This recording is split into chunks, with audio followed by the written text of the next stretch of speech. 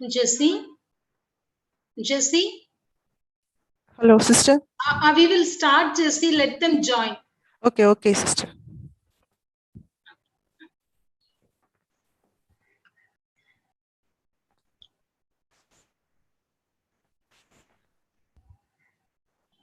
Sister, good evening, sister.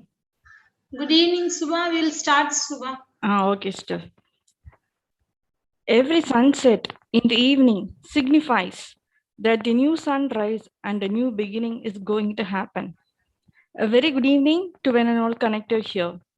On behalf of the Marian Star Center, St. Mary's College, Autonomous, Thoothukudi, we are happy to welcome you all to the 15th day of National Online Summer School on Biotechnology, sponsored by the Department of Biotechnology, Government of India, New Delhi.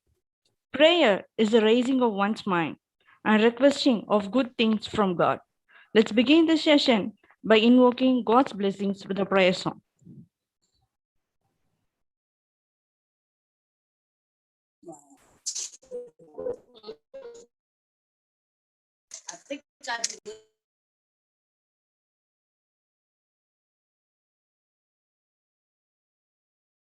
Seem to be no way. He works in ways we cannot see. He will make a way for me. He will be my guide. Hold me closely to his side. With love and strength for each new day, he will make a way. He will make a way. Oh, God will make a way where there seems to be no way. He works in ways we cannot see. He will make a way for me. He will be my guide. Hold me closely to his side. With love and strength for each new day, he will make a way. He will make a way. By a roadway in the wilderness. Now we shall move on to the photo session. Dear participants, kindly turn on your video for the group photo.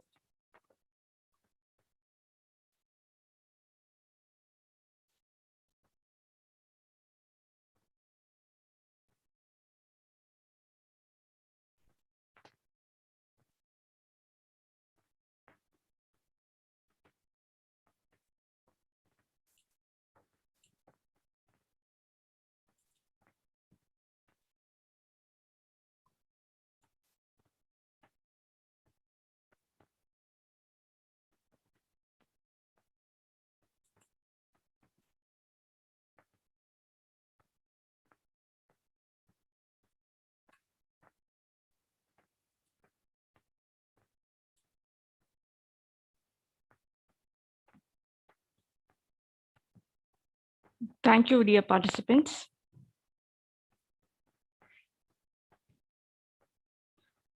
Gracious words are like honey, sweet to the soul and healthy to the body. Now I request Dr. Jama Hamlin Jesse, Assistant Professor, Department of Zoology, to echo the warm words of welcome.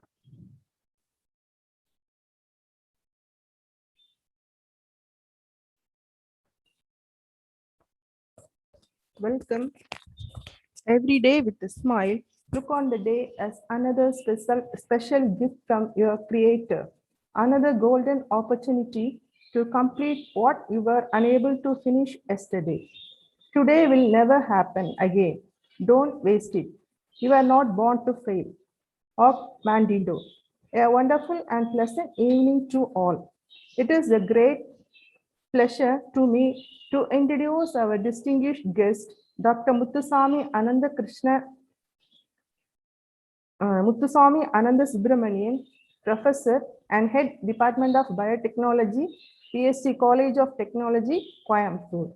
Sir has acquired his MSc in Applied Microbiology from PSC College of Arts and Science and completed his doctoral degree in clinical microbiology from University of Madras.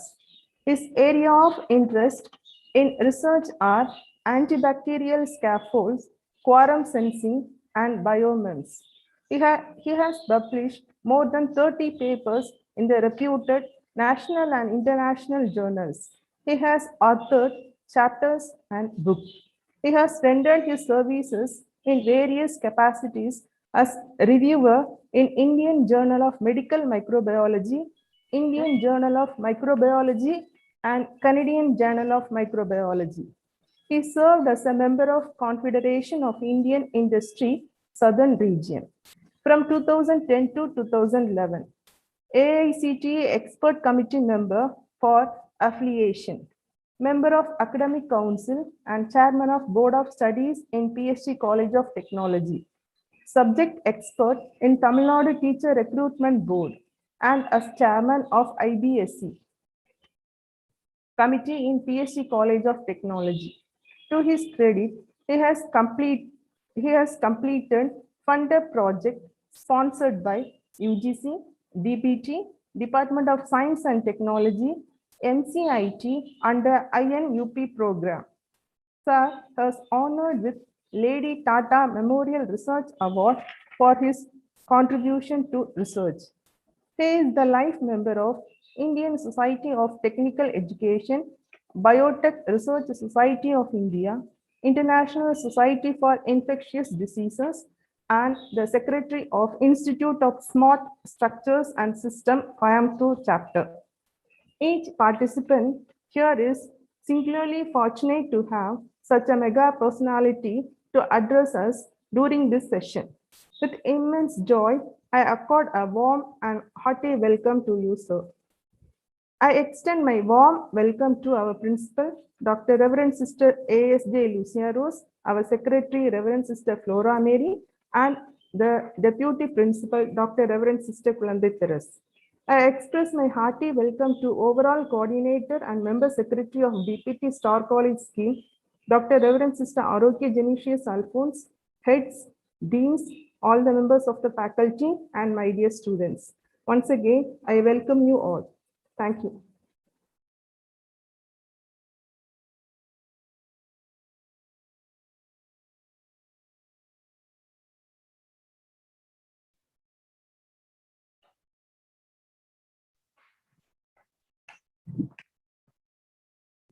I start, madam? Thank you, ma'am, for entangling us with your heartwarming words of welcome. It gives me immense pleasure of inviting the honorable speaker of this session, Dr. M. Ananda Subramanian, Professor and Head, Department of Biotechnology, PhD College of Technology, Coimbatore, to enlighten us on the topic microbiome and metagenomics. Over to you, sir. Thank you. Good evening, all. I'm happy to be present in this summer school.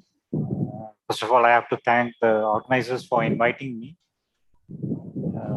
So thank you, principal and the faculty. And of course, the timing probably may be odd, I'm not sure, for students. But this has become a routine nowadays. And, these uncertain times, this has become a routine. So I hope you not bother much on that. But I would like to make this presentation more interesting or interactive. That depends upon how you want. You answer my questions or you ask questions to me. So thank you at the first level. And I would like to share my screen and then make a presentation. And if you have any questions in between also, you can stop and ask me.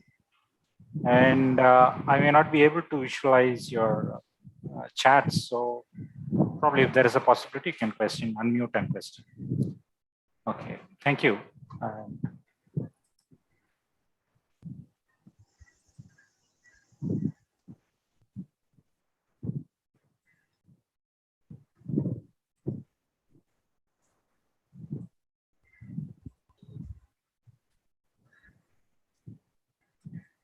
So is my screen visible? Yes, Yes, sir, sir, it's visible. visible. Thank you. Thank you. Okay. Fine. Yeah. So when I was approached, I was giving this title as microbiome and metagenomics. I know that these two topics are an independent field as it is, but it also goes hand in hand. So without metagenomics, you don't have microbiome, or without microbiome, you don't have metagenomics. So probably my objective of this topic or presentation here is to give a kind of fundamental understanding of these two fields and what are the prospects towards this. And I assume that there's no much information as of now from the students, or the understanding of that is very minimal, right? So to that extent, I'm only making a presentation with respect to what is what and trying to give you a holistic view of these two fields. But I would be happy to have your inputs as a question so that I can understand the level at which I need to address you. Right. Okay. So thank you. Yes. So microbiome and metagenomics. I don't know whether you all are aware of these titles. And if you are aware, probably you'll have more of information also in this. Yes. So there are two topics, as I said. I would start with a microbiome. So I believe there are microbiologists in this group, or biologists are there in the group. So a biome is a complete life forms of a particular environment or an ecological niches. So a microbiome, we just normally look into the microbes present in that particular environment. So what I'm actually going to cover today is about human microbiome. So this human microbiome, we'll talk about all the microbes in our body. And I think we all should be aware of what type of microbes we are having. And so there are a lot of questions I would like to put in between. So if you are answering, it will be most appreciated. Right. So going with our body, right? It's a normal flora. So when we call it as a normal flora, your body has a lot of microorganisms. And so if you look at in fetus, so it's going to be inside the mother's womb. Do you think there'll be a flora? No, that it won't. So if there is going to be any infection, it leads to the death of the embryo. So ideally, they are free of microorganisms. But as they come out of the mother's womb, they get infected, right? Or you call it as they are full of microflora around their body, right? So it could be a bacteria, could be a fungi, virus, or protozoans, right? In fact, I showed you this one. If I ask you, how much of cells are you made up of? You have any answers? You can try it.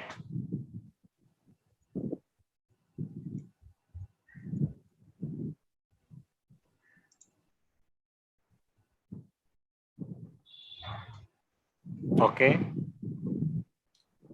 Right. Anyway, I'll go ahead with. If we say that our body is made up of 10 to the power of 13 cells, the number of microbes present is more than that. It's more than that, which means 10 to the power of 14 microbes, right? So trillion, more than a trillion cells, you have more than that. So the one fold above what we have as cells. So I always ask the question, who are we then? So when I'm saying that then every bacteria or microbe will be looking at me because they are more in number. So they are going to decide, right?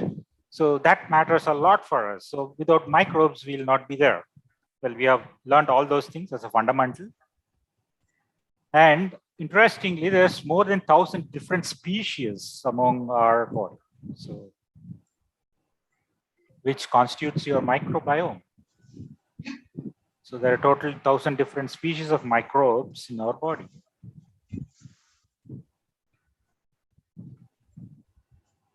Now look at microbiomes in the human body. So people who have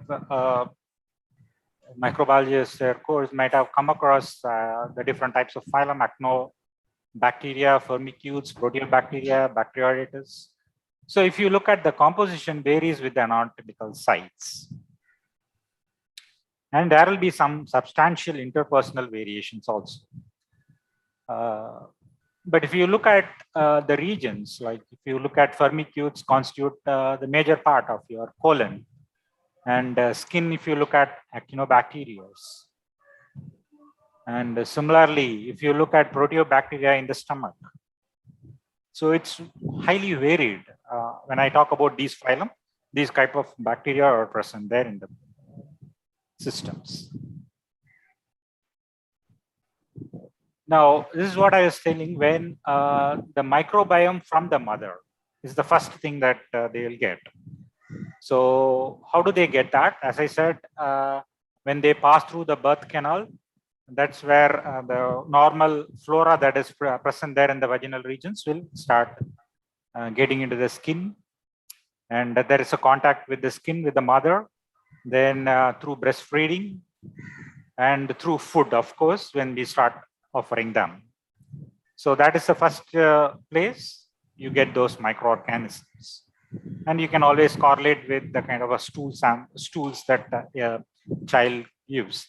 It will not have that much smell because of these regions, because they don't have that much of producers of gases, which means that is related to the bacteria that is part of their gut system.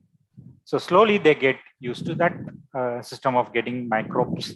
And normally any part of the body which is open will always be the first one to get these microorganisms. So if you look at the mass of the microbial flora, when I said that there is more than your cells, your microorganisms are more, does that mean that if you are 50 kg, you'll have 50% of that will be your weight of the bacteria? The answer is no. Okay, so if you look at eyes, you will have around 1 gram weight, and the nose you will somewhere around 10 grams. The largest one, 1 kilogram, will be from intestine. So approximately you can just look at 1.25 kgs of body weight. So if you are a 50 kg body weight, you may take reduce that, which will attribute to the microbial flora present there. These are all an approximations. Of course, it's a gram wet weight. Right. So this will give you a tentative idea of how we are living with microorganisms in a friendly manner, right? I can put it in another way, right? So without even, this I'm talking about in a normal conditions. So this much of microorganisms and the number of cells, we are able to live a harmonious life with these microorganisms. But then at some point of time, we also get into trouble. That's a different story. I'm not discussing about that here. Look at the skin. If you look at skin as entity, of course, you must have read about epidermis, dermis, and subcutaneous tissues. The microbes that are going to be present could be two types, either be a transient or a resident. Transient means that they'll just come and go, they are not going to stay there. But residents, yes, they are going to be part of your skin, always. If you look at surface area, it will be approximately 2 meters square. And the skin bacteria is approximately 10 to the power of 12 per person. Okay, so that much of microorganisms are there. So, and then if you look at your armpit, just look at that, several million per square centimeter. But if you look at your back, that means your back of your body, you will have several hundreds, not millions, but several hundred per square meter. So that's so obviously, that armpit is going to be your major. Of course, you have reasons for that. The nutrients. So the sweat and the sebum, which are going to play a major role there, which are going to determine the type of microorganisms present in the skin. Right. And you remember, we also shed skin. There are good skin shedders. If a person enters your hall, you may shed a lot of scales. And every day you expect some 5 to 10 to the power of 8 skin scales are being shed per day. It's an average, right? There are good shedders, some poor shedders also are there. And that's why when we wanted to work in dust-free zones or kind of no contaminations, or where you wanted to strictly, then we try to cover our entire body, because of one of the reason is this. And when we said sweat, what kind of a nutrient it is going to offer? It's going to offer sodium, chlorine, potassium, fatty acids, steroids, vitamins, and approximately around 500 ml per day is being produced by a normal person. And the sebum is an ester of range of fatty acids. So all these are all going to be the fundamental substrates for the bacteria to grow. So you'll have skin will have a lot of obligate aerobes and sometimes anaerobes as well, particularly your akins, right, or in hair follicles. So all that matters there. Now come to oral cavity. So we saw already skin is full of microorganisms, and now you look at oral cavity. So there are more than 500 bacterial species that are going to be in your mouth. So just remember, different types are harmoniously living in our mouth. So if you look at the total bacteria, it will be around 10 to the power of 10. And a dental plague will have, the plagues that are there in the gums and the place, it will have around 10 to the power of 11 bacteria per gram weight.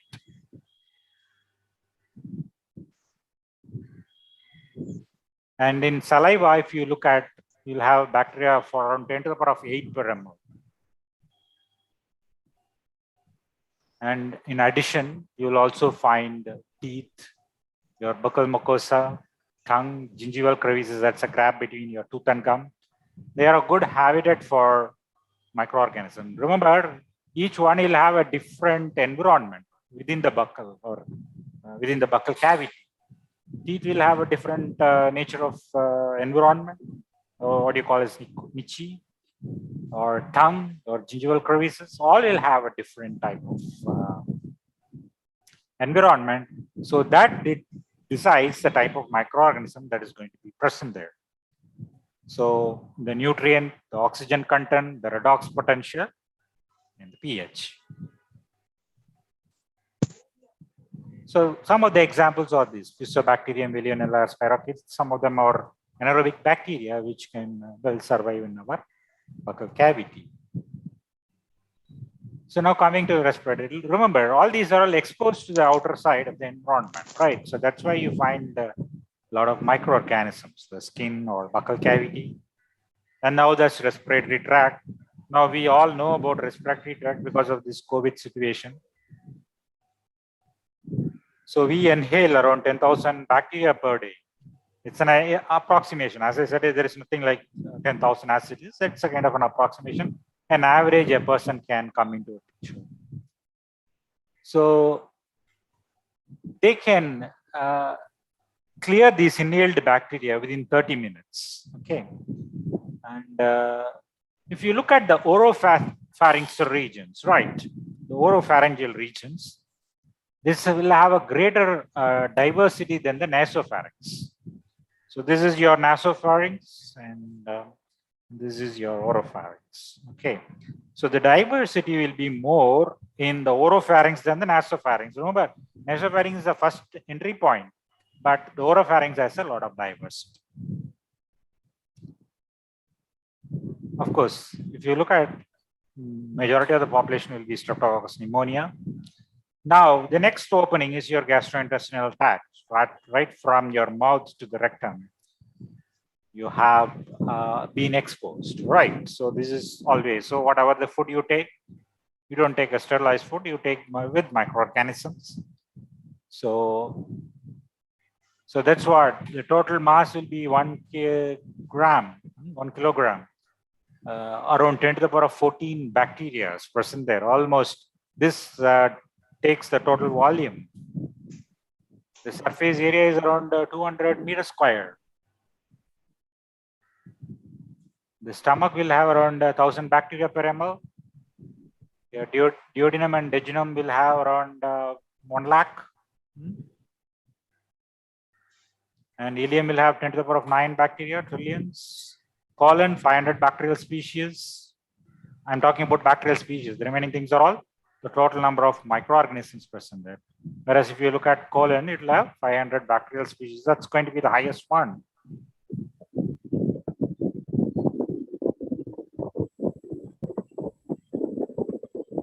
Now you look at urinogenital. That's another opening. So it's flushed by urine. Of course, we have systems that always keep these microorganisms off from the body.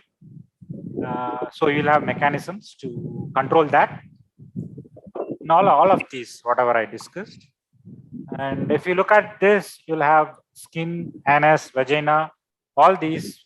In that region, you'll have distal end of the urethra. All this will have microorganisms. Quite common things were streptococci, coagulase negative staphylococcus, lactobacillus, E. coli. So the vaginal secretion will be alkaline. So the staphylococcus and streptococcus will be going. So normally, after puberty till menopause, you'll have acidic pH in that region. So that will decide the type of bacteria going to. Before that, it will be kind of an alkaline, and that is because of the hormones like estrogen, which are going to act upon the substrates, and then lactobacillus grow. Now, what I have discussed so far is about the various microbiome. When I say microbiome, these are the regions where you have a lot of microorganisms. Remember, you are supposed to not to have microorganisms in other parts of the body. You don't expect them to be in blood. You don't expect them to be in brain. But you expect things which are all exposed to the outer environment. Yes, you will get all these microorganisms. So we also permit these microorganisms to be a resident in our part of the body. But at the same time, we don't expect them to be in other parts of the body. Then you always get into trouble. Say blood, you don't expect them. Brain, you don't expect them. So it's the liver or kidney. So there are many parts of the body which you expect them to be free of microorganisms. In fact, most of the time you expect the urine to be free of microorganisms, unless otherwise when it gets exposed to and with microorganisms. Now, I'm talking about all these things I'm talking about is with respect to humans, and this may be applicable to any other mammalian models. But this microbiome is not only to humans. As I said, when I talked about microbiome, there are many other regions. This is where this picture tries to show you there are different environments, soil, water, oceans, forest. So everywhere there are microorganisms, and understanding the type of microorganisms is all the most important. So this microbiome, understanding the total microbial system in a particular environment is all the most important. So as we know that it is there everywhere, it is also there in our part of our body, which itself is a microbiome. Now, when you talk about gut microbiome, there are a lot of studies being done. Now, coming to this. So when I'm going to culture, I'm going to find a few type of microorganisms, as I was talking about, giving examples of the type of bacteria present there. I'm just giving you an example of bacteria, which is quite common. Otherwise, you can also look at viruses or fungi.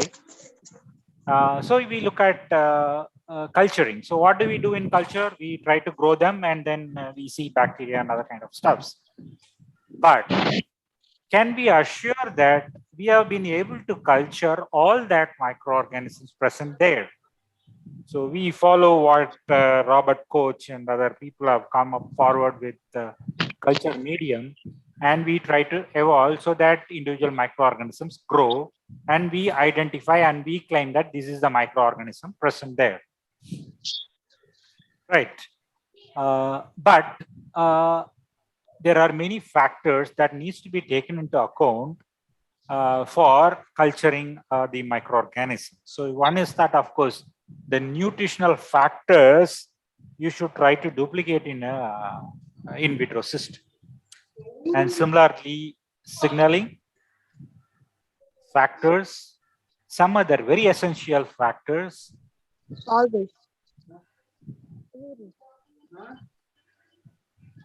Any questions? Okay. So when we provide that, we will be able to grow these microorganisms. But when we will not be able to identify first what is the actual environment there in terms of their biochemical constituents, both as nutritional signaling or essential factors. So these specific requirement is one of the big challenge. The second challenge is a competition. So when I'm trying to grow X and Y, probably X is good, the medium it likes more, so the X is overgrowing than the Y.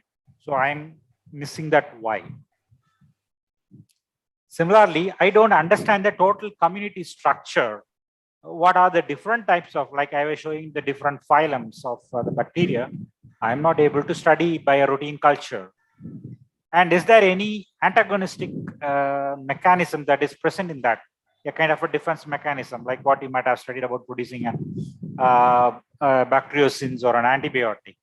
So all these makes that unculturable, right? So many of the bacteria or any of the microorganisms for that. So the question now is, can we culture the unculturable? Very difficult, right? That is where we are into the metagenomic profiling.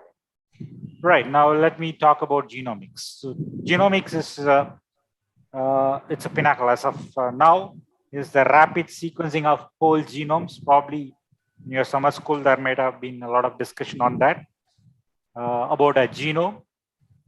And how do you do the sequencing of complete sequences? Now, if there is an E. coli, I'm going to completely sequence that. If it is going to be in base pairs, in million base pairs, then I'm going to screen the entire, sequence them entirely and understand what is the genome present there. And if I'm having different types of genomes in that particular environment, then it becomes metagenomics. Right, so the multiple genomes I'm going to understand or study, then it becomes metagenomics. I just want to stop here, and is there any questions that you wanted to put forth now? Right, and yeah,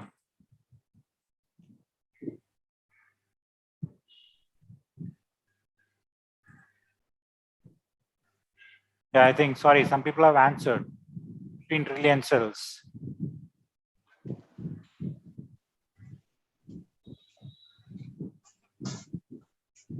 So is that a question based on an adult man's typical volume? Okay, it's an answer. I assume that it's an answer, or is there a question?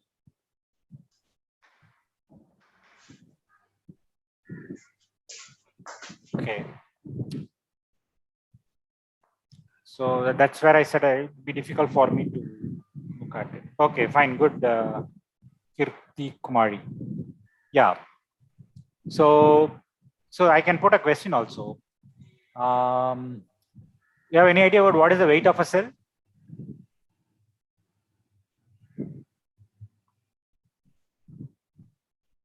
Because you can Google and find out.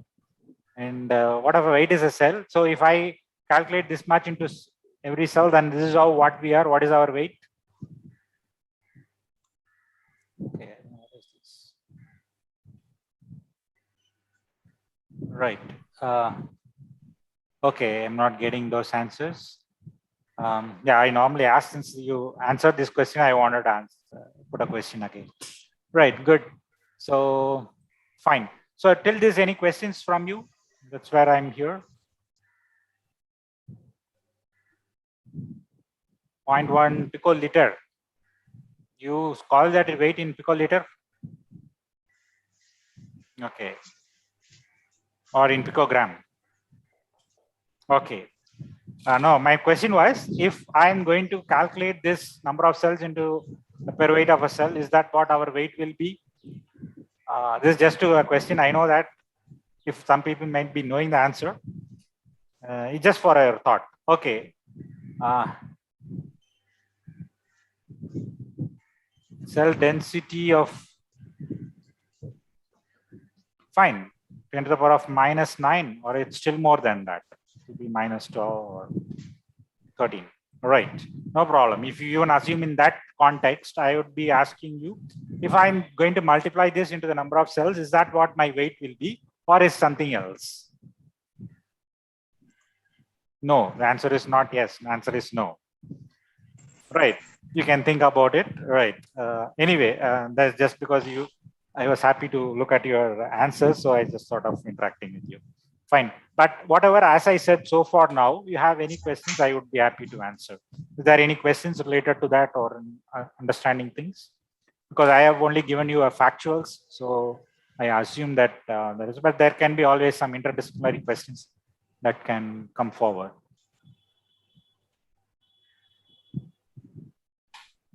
Okay, so good. Thank you, Kirti, and there are a lot of people, 21, Mishila, Sonal. Fine. Thank you. Right. Okay, I assume that there is no question there, and I move on to the next component of my. No. Okay, since you are interested to know about that, weight of the MADI is not on that. There is something called extracellular matrix, your bone weight. Bones also have cells, but there are extracellular matrix which accounts for most of your weight. So you have to understand that in a total context, then it will be interesting, right? So it's not just the weight of the cell. Or of course, you said that about food, water, and wall. After taking food, you are not going to increase your weight drastically. Of course, if you drain water significantly, you'll have, because of course, you know, the cell, 90% of them is going to be water, but the major account will be from your extracellular matrix. Okay, anyway, good. So I believe I can move on to the next slides. Okay. And,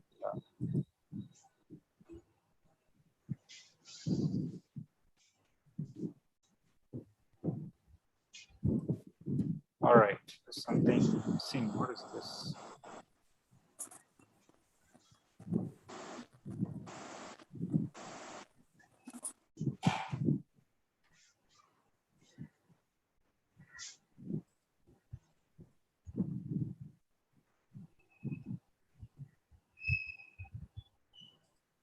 Thank you. All right. Right. So now we understand what metagenomics is there. And so meta is normally, of course, you do meta-analysis today for many medical applications and other, reviews. So it's a combination of separate analysis. You call it as meta. And analysis of organism genetic material, of course, you call them as genomics. So together we do that as metagenomics. So let us assume it is a study of a collection of microbial genomes or genome fragments through direct extraction. So ideally, probably people might have studied or might have done some experiments to understand how to take a cell out of a DNA out of a cell by breaking open the cell wall membrane, removing those proteases, and then take out the DNA safely. Now here, what you have to do is, I'm not going to culture. No, the normal time you do a culture. I'm not going to do that culture. I'm just directly breaking the cell and taking the DNA out. So that is where actually the metagenomics starts. So a culture independent technique that can provide meta-analytical level information about what are the things it can provide, a population structure. So as I was showing you in the previous slides about a population structure of a particular microbiome, the initial few slides, and then the genetic diversity, functional elements, novel genetic materials. All these will be the outcome of a meta-analytic study, right? So this actually encompasses many fields that includes molecular genetics, of course, microbiology, which is going to be the fundamental. More important, bioinformatics. This is what is going to majorly contribute. Then population genetics. Well, you might have studied about population genetics at higher forms or alleles, but you can also study about microbial species population genetics. Okay, so after all, you are talking about alleles and how you know that they are going to be monoploids, but still you can, for a population, you may have alleles, okay, for bacterium. So you can understand that population genetics. And then you can also study about computer science. I mean, computer science also plays a role. How you need to program. There is more in bioinformatics. You have all these components, of course. You'll have mathematics also there. So put together, all these field helps us in understanding that. Right. Right. Now applying metagenomics to microbial communities. Now, what do we do? Traditionally, we sample the environment, whether it's water or serum, or of course, not serum, you normally don't look for. Of course, you look for at antigen antibodies, but then you look at a sputum or a stool sample or a water or a soil. So you have to take them individually, isolate each species, then characterize through biochemical and sequencing techniques. Of course, you do the biochemical and then you go for sequencing. So what is the problem here? It's a very labor intensive. And how much time you are going to estimate? So more than 100 years, its lifetime is not required. I mean, it's enough for to do these things. What does it mean actually, right? Because every time, as I told you in the earlier stages, I have to grow cells there. And when I grow cells there, I need to understand the complexity, and for each one, I have to provide separate culture media and then grow. And then every time I'll get some new piece of information. So it's going to take years. It's going to be incredibly expensive. And are we sure that 100% of your microorganisms are going to come? Doubtful, right? Let me see, you have any questions? No chats, questions. Okay, then I go for.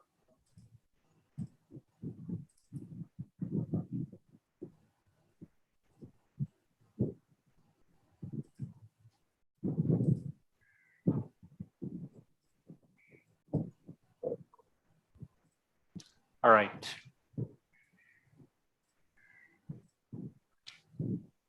Okay, now name it. You might, when you go through literatures, you may come up different type of terminologies like environmental DNA libraries, zoo libraries, soil DNA libraries, eDNA, environmental DNA libraries, you can call that.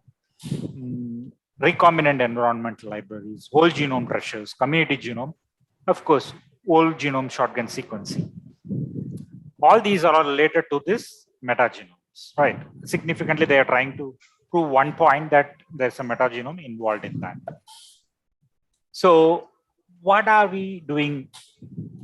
What is the questions that metagenomics is going to answer? So if I'm going to look at, if I'm going to look into a particular environment, I would like to know who is there, right? And what are they doing there? And how are they doing it?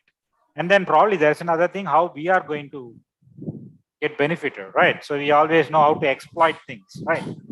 So the purpose of the study here, you look at how to exploit whatever it is there. So in a biotechnology, you try to see what got the commercial angles available there. So that is the part of the metagenomics. And you'll have taxonomic, you have functional, you have genetic elements in this approaches to the metagenomics. So, right, now when I'm talking about the tools of metagenomics, obviously, now what I'm trying to do here, as I told you, that I'm going to take the entire DNA out of the cells. So what will be we'll end up with is a pool of DNA, which will have cocktails of DNA of different species. And they are not going to wait for us to be a single genome all a stretch, right? So you'll have breaks, you'll have a lot of, so it will be a collective pool. Now my challenge is to find out from this collective pool all these questions which I have asked, right, in the previous slide.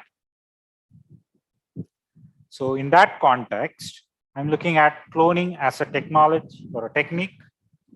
And then I do a PCR, right? Then now we have cutting edge sequencing techniques. And then of course, bioinformatics, under which you'll have different databases. And there are a lot of databases for metagenomes.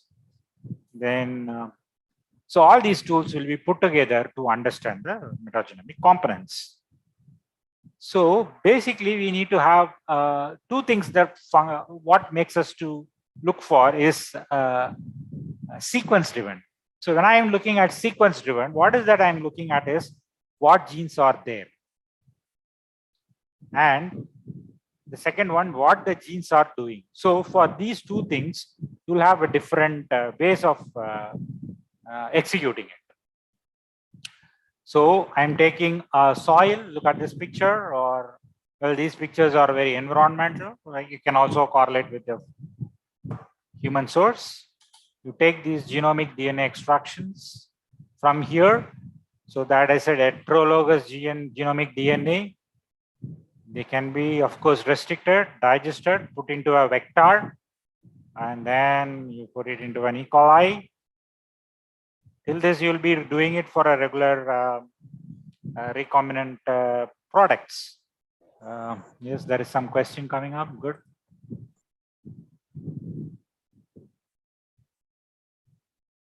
Yes, obviously. Any example of metagenomic? Yes. We have looked into gut system. As I said, the gut system, there's a lot of studies going on there and a lot of business is involved in this, right? Just don't see it as a technology. There's a big business there. Okay, now people are now correlating this metagenomic, like when I say about microorganisms, the microbiome, why should I study? People are now correlating with obesity, with diabetes, a lot of metabolic disorders. So everything, they are now trying to correlate with these microbiomes, which means that these metagenomic analysis. Have you got the answer? If you have any doubts, you can post. I am waiting for your answer. I mean, your being cleared, your doubt is being cleared, or okay, fine. So it's a big business, I'll tell you. Yes, yes, yes. That's what I'm about to talk about. Yes, you can identify that at the species level. I'm coming to that.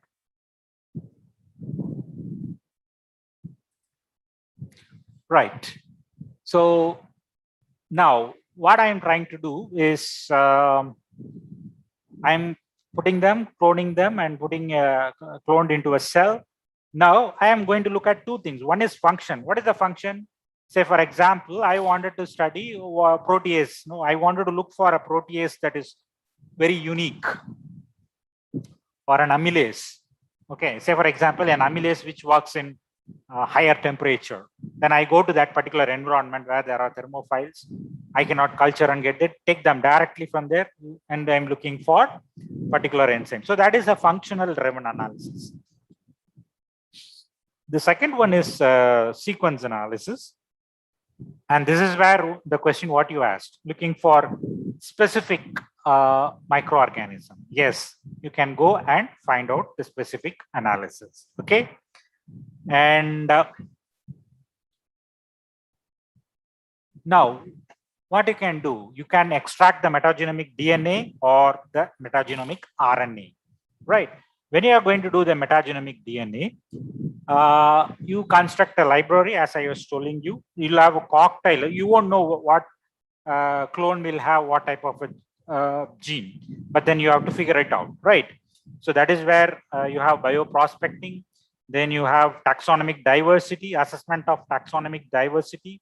Then metabolic potential, assessment of metabolic product. All these you can take a DNA, or else you can go to an mRNA or rRNA, and you can still find out the active community members, right? Particularly, yes, when you look at ribosomal RNA, you know that you can use it for your sequencing and identifying the microorganism at that species level.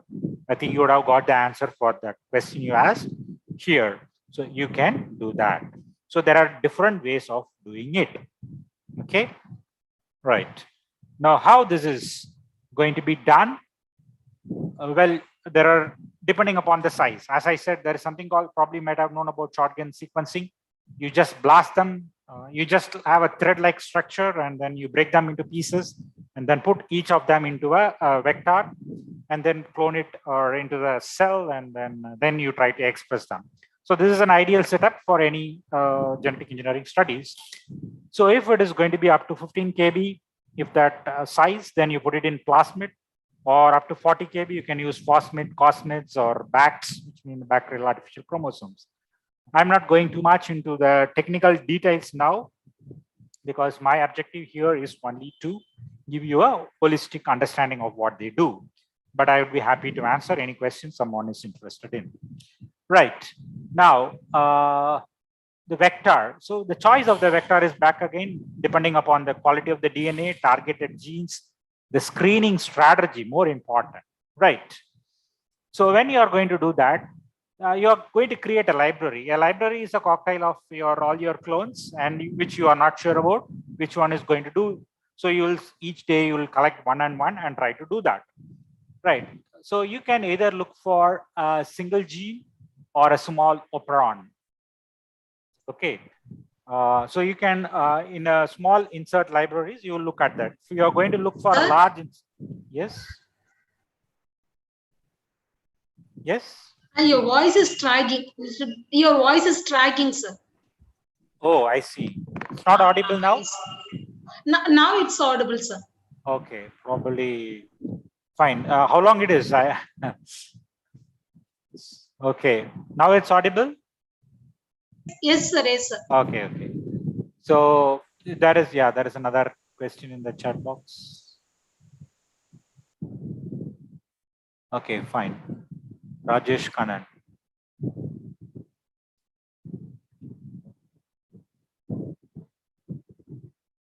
Okay, that is what I've answered. Fine. Right. So large gene clusters, you'll have complex pathways. Suppose if I want to take a product itself, right? So it'll have a complex pathways. I have to take the entire gene. It could be a big operon or a collection of operons, and then I have to insert them. That is where you'll have a larger sized vectors and genome. Your base pairs that needs to be inserted in a back or a fast.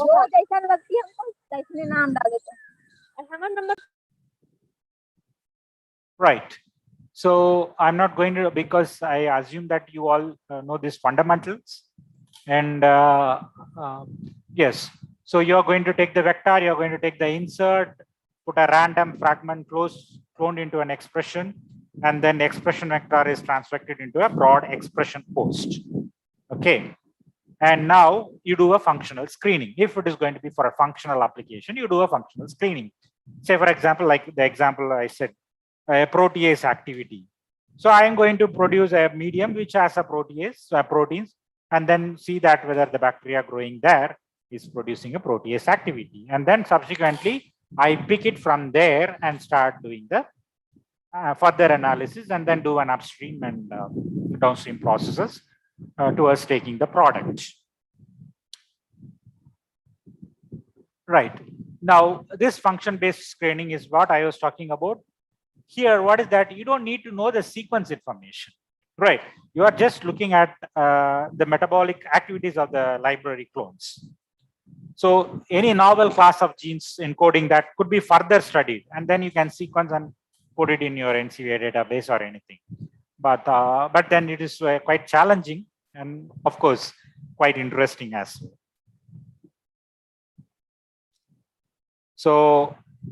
So you basically look at the phenotypic deduction of the desired activity, as I was showing in the picture. There's complementation of host strains or mutants. That you need, of course, the complementation of that particular expression also has to be done with your host strains or a mutant.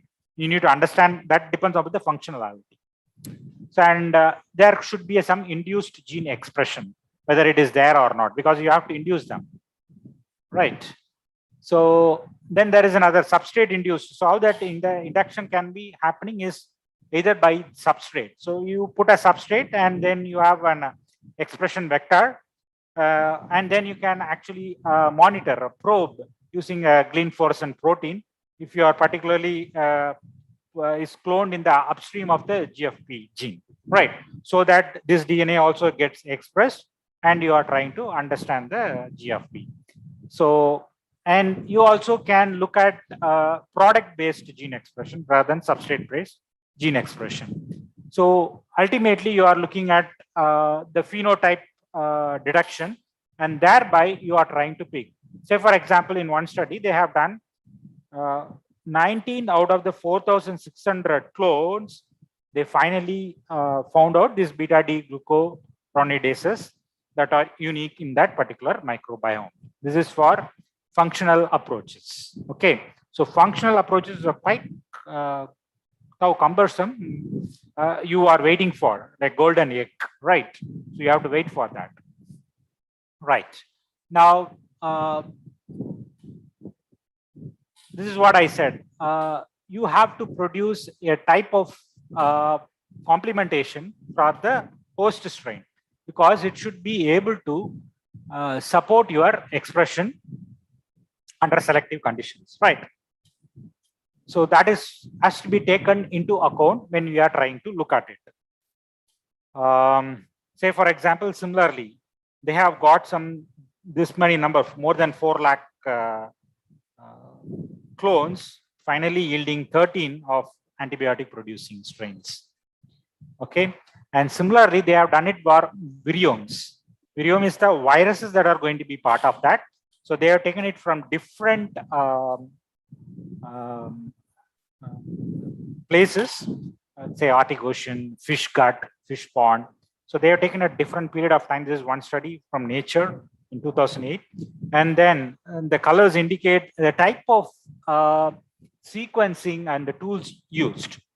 Okay, and they have tried to study. Why I'm talking about this is there are different technologies are used and different ways of expressing it, right? So all depends upon your objective. So that if your objective is clear, then you can channelize your strategy. And now we are coming to the sequence-based screening.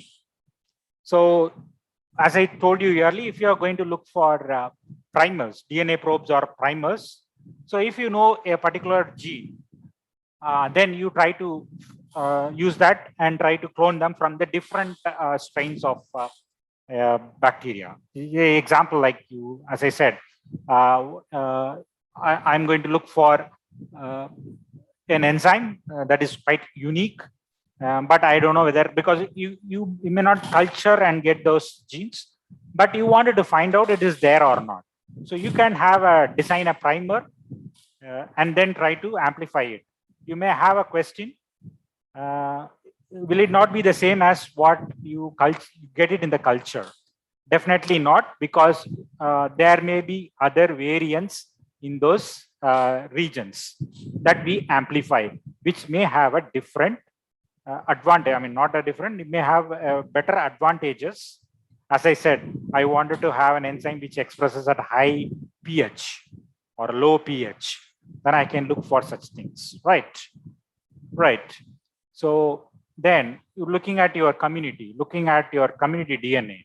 You can do an rRNA. Ribosomal RNA 16 as rRNA will give you a clear picture about your total genome size. I mean, what type of a microorganism present there.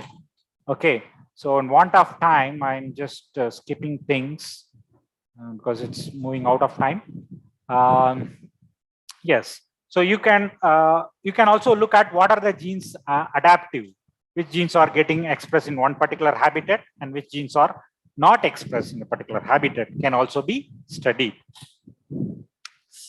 As I said, heterologous gene expression is another condition where you can look at all related to the type. Particularly, the problem comes from the type of the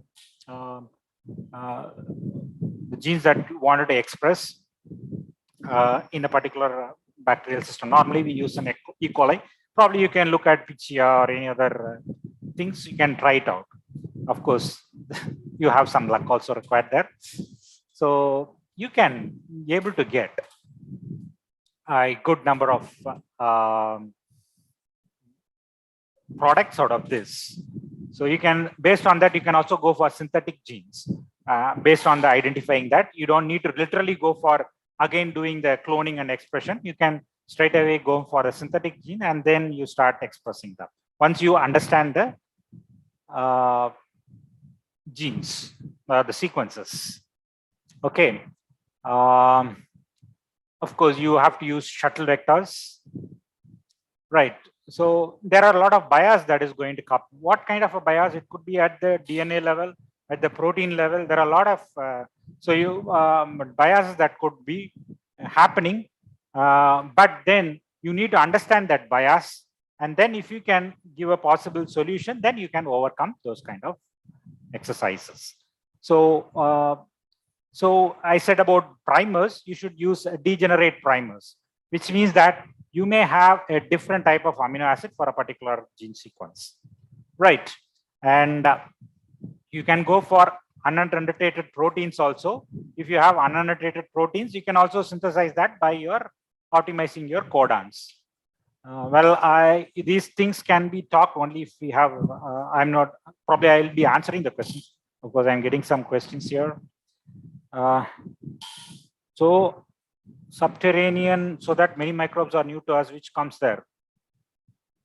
There is no proper references. If we will do research on that without references, yes, you can do that. Yes, you can do that. Without reference sequences, how can we identify that? This is where you are coming without, this is one of the advantages in metagenome. Of course, you are going to do that. I can ask you to refer a paper. Recently in 2019, there is a paper on that. This is called, I don't remember the name of the paper, but genome associated genomes, right? So that is where the binning comes. Okay, I'll try to explain it in a couple of slides. How can we amplify genomes from a sample if it contains multiple genomes? I'm not amplifying genomes, Pragya. I'm only I'm saying that you can amplify the genes.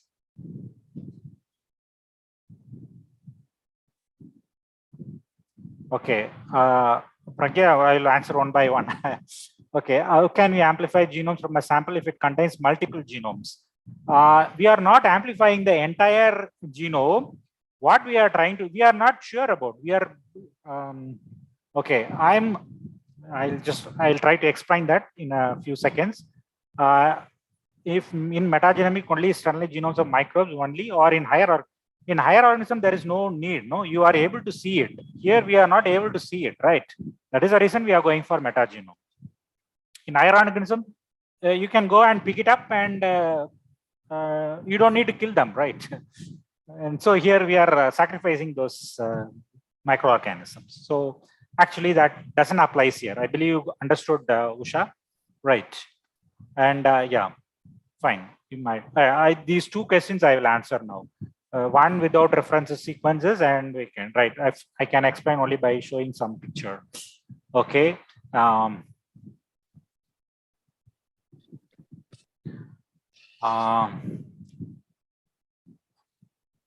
there are many analysis there. Okay. Okay, all these things, I'll come to it. I have any picture. Okay, now remember, I believe you're able to see the cursor here. These are different types of bacteria. Now you will get lot of sequences. I don't know, are there any pictures are assembled? Right. That's why I said probably a picture would have been ideal. Okay, now this picture will help you. Now I am getting these kind of reads, what we normally call it as reads. So if I'm just for an assumption, I'm telling you, right? Now I am having 100 sequences. Now assuming that as mega base pairs or anything. Now I am having 100. Now what I am doing in the whole shotgun genome analysis is I am trying to break it. What will happen? This 100 will become 10 or 20 or 30 in the size, right? And there will be overlapping. Remember, there will be overlapping of these genes. And now what I am going to do is I'm going to separate, 10 I am going to separate, put them under the clone and try to look at it. Okay, now that's where I said there is a luck also involved in that. And now using your data, this is where bioinformatics come into picture. I'm not gone into that. Based on which now I am trying to understand the phylogenetic analysis, right? How even with the simple gene, I can understand what type of GC content is there, what kind of tetrads are there, is there any bias towards a particular orientation of amino acids or particular codon. All these will determine. There is a lot of tools behind that, based on which you can try to analyze. And if so, if I am not getting into any of these, I can now place them under a separate entity, right?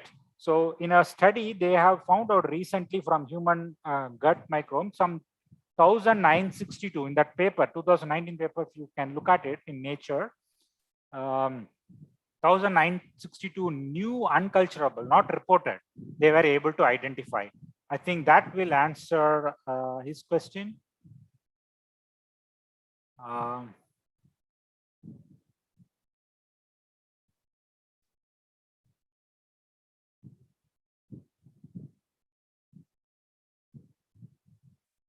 Not able to get used to it. I use Google Meet, so I'm not familiar with them.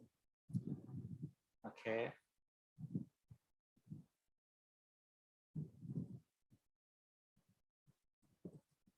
Okay.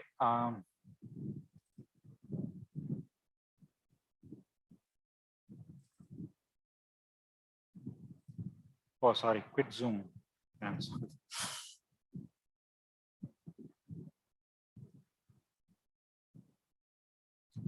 Right.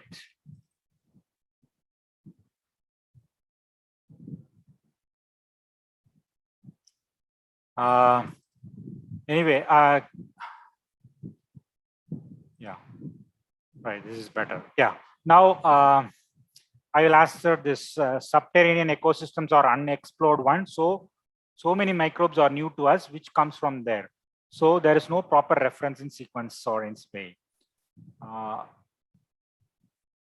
So with there, that depends on Rajesh Kannan, that depends upon your objective. What is your question?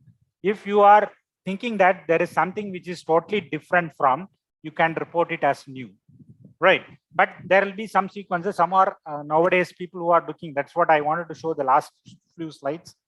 There is something called Sorcerer 2. It's an exploration by Craig Venter. You all know about Craig Venter. He did it for particularly Antarctic Ocean, near Arctic, and he covered the entire oceans and was doing all that mining of microorganisms. So when they invest on that, they will not put. Sir, we couldn't see the PPT, sir. Yeah, I'm only answering. Okay, for sir. Question. Okay, sir. Okay, so I'm just answering. I'm not showing slides. Okay, sir. Okay, sir. Right. So Rajesh Kannan, if you have got the answer, you should say yes. Right, then I can move it. So without reference sequences, we cannot answer what type of a microorganism. It is not so. still we can do it. I can help you. You can come out and you can mail me.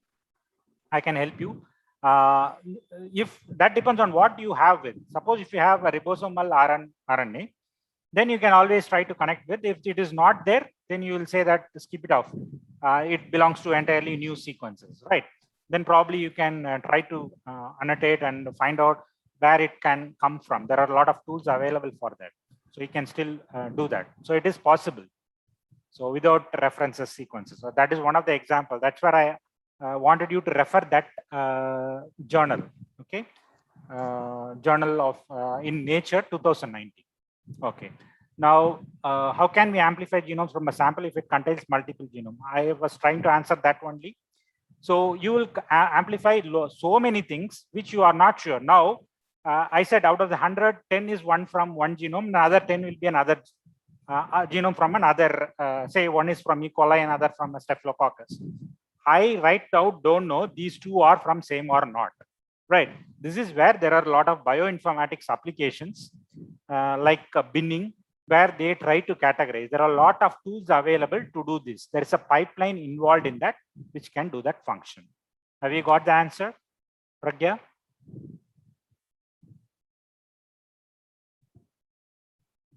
Okay, fine. So I believe all the three have got the answer. If anyone have that, any more questions, I can, because of the want of time, I have to rush up. Okay, anyway, I'll just rush it up with some more.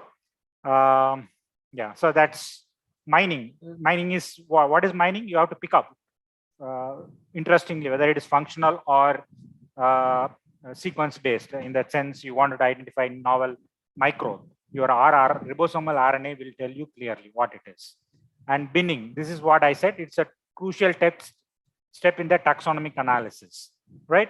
There are a lot of Megan, there are many tools available. You can use that to understand that, right? It will try to classify them and put it there. And thereby you can analyze that this belongs to that kingdom, but it could also be novel. So that is where your algorithms of your bioinformatics helps a lot. Without a bioinformatics help, you cannot do that, right? So the resolution can range from the kingdom to the genus level. That is what the point is in binning, right? Yeah, these are the metagenome analysis like Megan, Karma. There are many. I have just listed only few. And so you have to take these files, non-redundant and novel. Everything can be categorized, and of course you can put it into the sequences. There are different composition-based binning based on, as I said, GC, codon, nucleated frequencies. There are a lot of tools available. And this is a guy I told you, Celera Genomics, is the guy who was done extensive sequencing. He was using that tools. And in fact, he was one of the pioneers in biotechnology. Now he has started his own company. This was sometime way back. This is all 10-year-old. This is not new. So he has went around. He has taken 775 million sequence reads, 44 different samples, 41 sites, 320 kilometers. You can go and look at the sorcerer 2 exploitation. It's all over. It was long back. And they have those data with them now. Right. So I think that's what I wanted to present today. Any questions further? I'm happy to answer. It's good. Some people have asked questions. I believe it was informative. Hopefully, right. I've done it, madam. Thank you.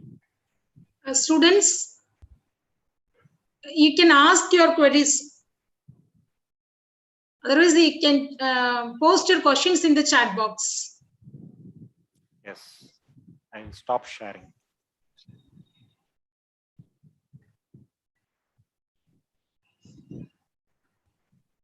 Sir, one Yes, question is posted in the chat box. Yeah, sir, microbial imbalance in our body can affect the state of skin health, cause skin nodus. Okay, yeah, very interesting question. Yeah, this is well, it is not related to the topic what I presented, but still, this is the area where I am also interested. I used to study a lot of things. Yeah, you had a body spray, you had many things in your body.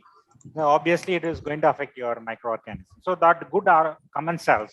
You normally say common cells. The common cells, if they are going to be killed, it will invite pathogenic strains to come in. So definitely there is going to be an imbalance, and any kind of a disorder or a disease comes because of this, right? So our body can try to, of course, that is the immune system. You have passive and active mechanisms. Passive, like your semen and your sebum and your sweat are all actually a kind of removing the cells, the residents or transient cells frequently. And that is what I told you in the initial thing. There are transient and resident cells. Your skin gets shedded. Why is it shedding out? Because to remove these microorganisms. Okay, so there is always should be a balance. There is a balance not only in skin, even in your gut system. That's why when you take antibiotics, I don't know if you have taken antibiotic without any vitamins or anything, you'll find the drowsiness. That is because of this. You got the answer, Merlin?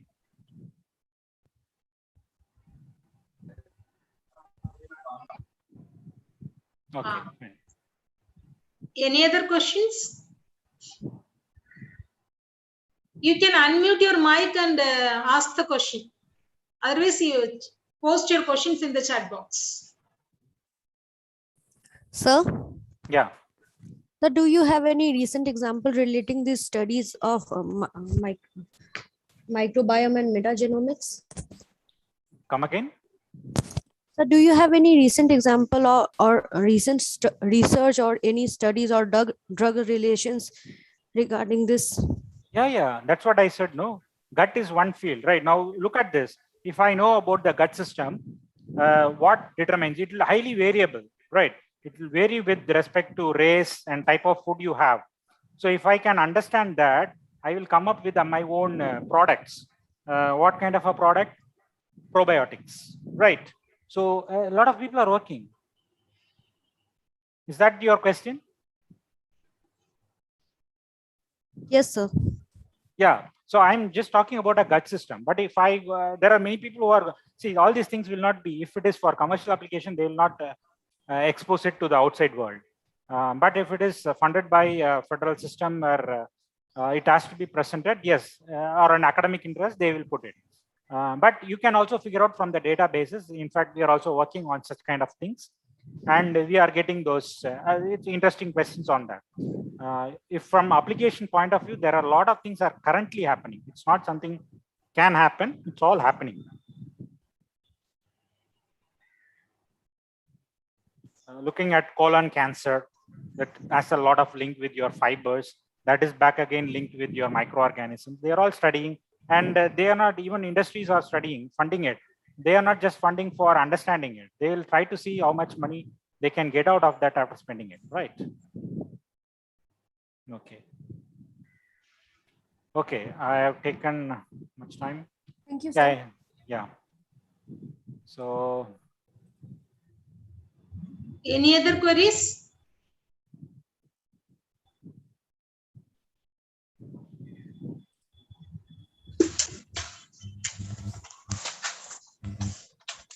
Shall we wait 1 minute? Otherwise, shall we move on to the formal vote of thanks? Students or participants? Any other queries?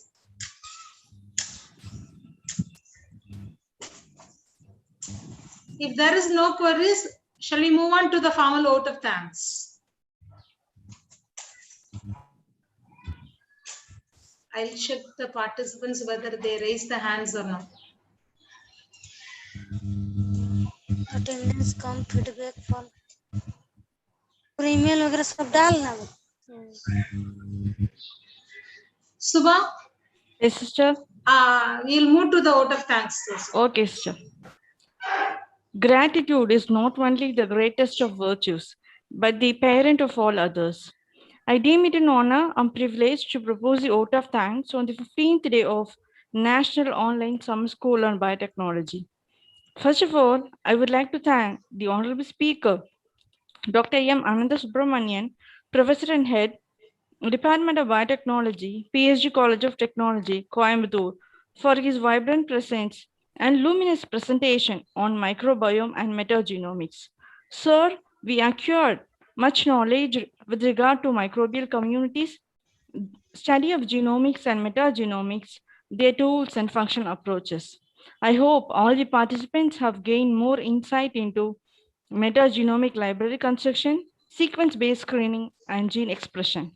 On behalf of the Marian Star Center and all those who have connected here, I convey my hearty thanks to you, sir. I express my deep sense of gratitude to our Secretary, Reverend Sister Flora Mary, Principal, Reverend Dr. Sister Lucia Rose, Deputy Principal, Reverend Dr. Sister Colandi Teres, Overall Coordinator and Member Secretary, DPT Star College Scheme, Reverend Dr. Sister Aureka Genesius Alphonse, Deans, Heads and members of the faculty for their constant support and encouragement. I also express my heartfelt thanks to the organizing committee and technical team for their unwavering support and cooperation. I would like to thank the students from all over India for their keen interest and enthusiastic participation. Once again, I thank you one and all for joining us today in this evening. Thank you. So I also thank this wonderful group of participants who had been asking questions, and that made quite interactive. So I was happy about it. Thank you. Thank you all for giving this opportunity. Sir, thank you so much. Your session is informative and interesting for us. Thank you, sir. Thank you. So I take leave, madam.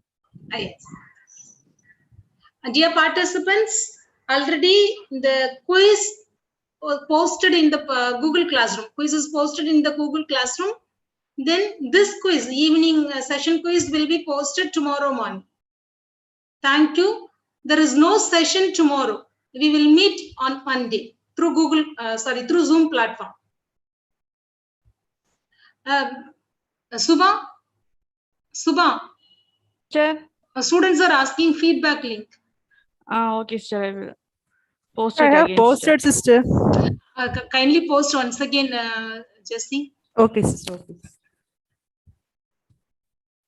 Students, fill the feedback form. We will meet on Monday through Zoom platform. Thank you, Subha. Thank you, Jessie. Thank you, Thank you, sister. sister.